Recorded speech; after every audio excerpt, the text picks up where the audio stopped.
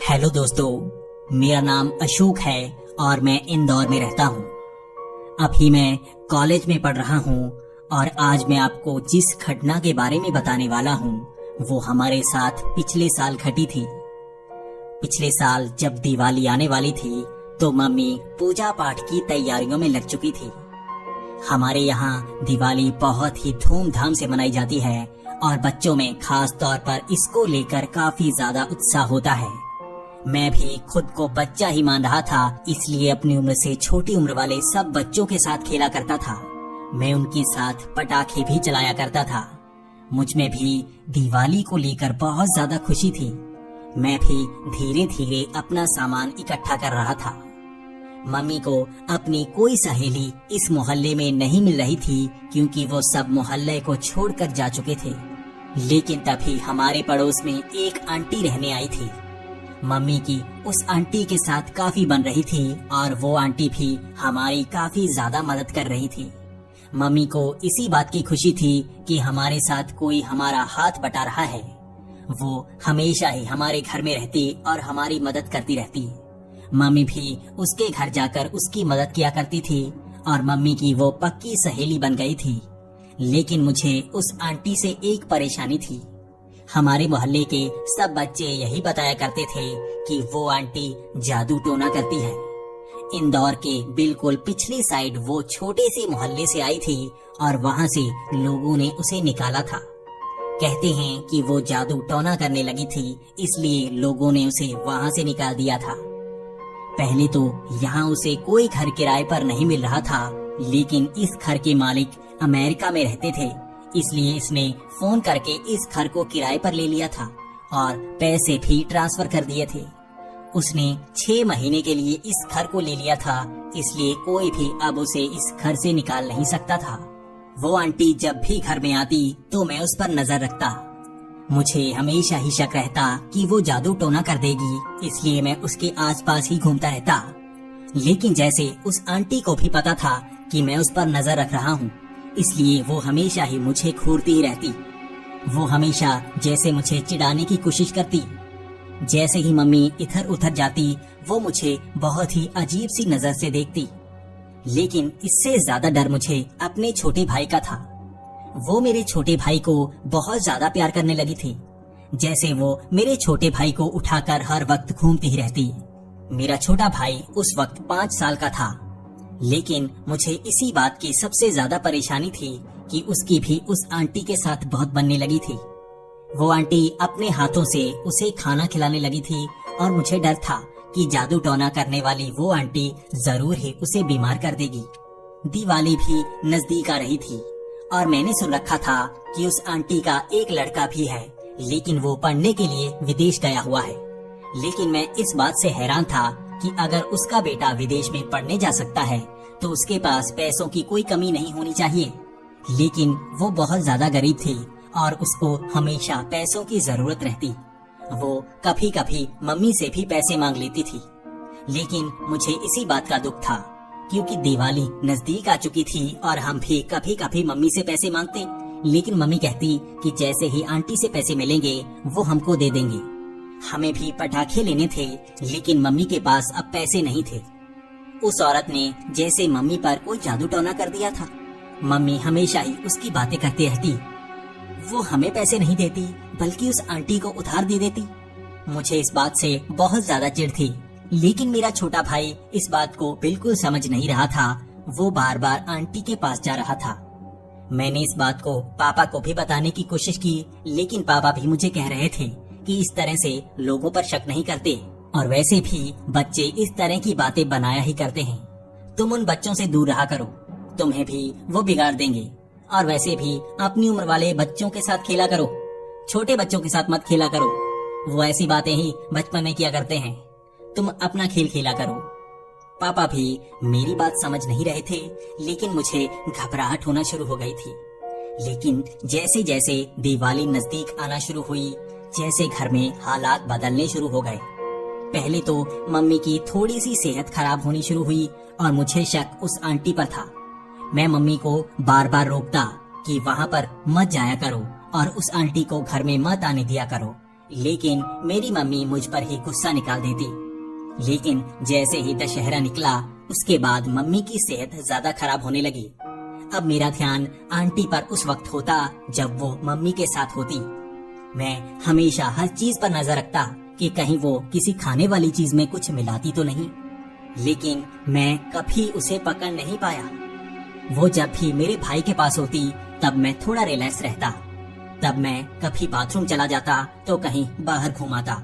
लेकिन मुझे जैसे ही शक होता कि वो मम्मी के साथ खाना खाने लगी हैं, तो मैं हमेशा घर में ही रहता और मैं घूमने फिरने का प्लान भी कैंसिल कर देता। मुझे उस आंटी पर बहुत ज्यादा शक सा होने लगा था। लेकिन अब मम्मी की सेहत धीरे धीरे ठीक होना शुरू हो गई। दिवाली से 5 दिन पहले तक तो मम्मी बिल्कुल ठीक हो गई थी, लेकिन अब मेरे भाई की सेहत काफी खराब होने लगी थी। मुझे उस आंटी पर शक था, लेकिन मैं ये भी सोच रहा था कि जिस तरह से मम्मी बीमार हुई है उसी तरह से मेरा भाई भी तो बीमार हो सकता है। ये अपने आप भी तो हो सकता है। दिवाली से 5 दिन पहले उस आंटी ने सारे पैसे मम्मी को वापस कर दिए थे। शायद उसके बेटे ने बाहर से उसे पैसे भेज दिए थे और वो अब बहुत ज्यादा खुश थी। मैं भी काफी ज्यादा खुश था क्योंकि हमारे पैसे वापस आ चुके थे। मुझे अब उस आंटी पर शक कम होने लगा था। मुझे वो आंटी इस तरह जादू टोने वाली नहीं लगती थी, लेकिन वो मुझे घूरती रहती जैसे उसे भी मुझ पर शक हो। मैं अब उस आंटी पर कम शक करने लगा था और मैं भी अब उसे बुलाने की कोशिश कर रहा था, लेकिन अब मैंने उसके स्वभाव में एक बदलाव देखा। वो मुझे कम ही बुलाती और ज्यादा प्यार से नहीं बुलाती, लेकिन वो मेरे भाई को बहुत ज्यादा प्यार से बुलाती। मैंने कभी उस आंटी के साथ बदसलूकी नहीं की थी, लेकिन उसका प्यार मेरे भाई के साथ ज्यादा था। मैं इस बात को ज्यादातर सोचता ही रहता, लेकिन अब मेरा शक कम होने लगा था। लेकिन मेरे भाई की सेहत खराब होती जा रही थी। जैसे ही दिवाली पास आ रही थी, उसकी सेहत हर रोज जैसे खराब होती जा रही थी। ये दिवाली वाला दिन था और मेरा भाई बहुत ज्यादा बीमार था और सुबह सुबह उसे उल्टियां आई। एक उल्टी में उसे खून भी आया और हम घर में बहुत ज्यादा डर चुके थे। आज फिर से मुझे उस आंटी पर शक हो रहा था और मुझे लग रहा था कहीं वो मेरे भाई पर जादू टोना तो नहीं कर रही। आज मुझे शक ज्यादा हो रहा था, इसलिए मुझे शक का निपटारा करना था। दिवाली रात को थी और दिन के वक्त मैं यही काम कर रहा था। मैं उसी पुराने वाले मोहल्ले में गया जहाँ पर वो आंटी पहले रहा करती थी। वहाँ पर मनोज अंकल रहा करते थे, जो पापा के बहुत अच्छे दोस्त थे, लेकिन काफी सालों से पापा उससे बहुत कम ही मिल रहे थे। आज मुझे मनोज अंकल के घर जाना था और सब पता करना था। मैं लगभग सुबह के 10 बजे मनोज अंकल के घर जा चुका था। पहले तो मैं वहाँ जाकर इधर उधर की बातें करने लगा। मैं आंटी के साथ भी काफी बातें कर रहा था और मनोज अंकल को भी बुला रहा था। लेकिन उसके बाद जैसे ही मैंने अपने पड़ोस वाली उस आंटी के बारे में मनोज अंकल को बताना शुरू किया, तो मनोज अंकल ने पूरी सच्चाई बताना शुरू कर दी। मनोज अंकल ने बताया कि उस आंटी को इस मोहल्ले से इसलिए निकाला गया था क्योंकि वो जादू टोना कर रही थी। यहाँ पर वो छोटे बच्चों पर जादू कर रही थी।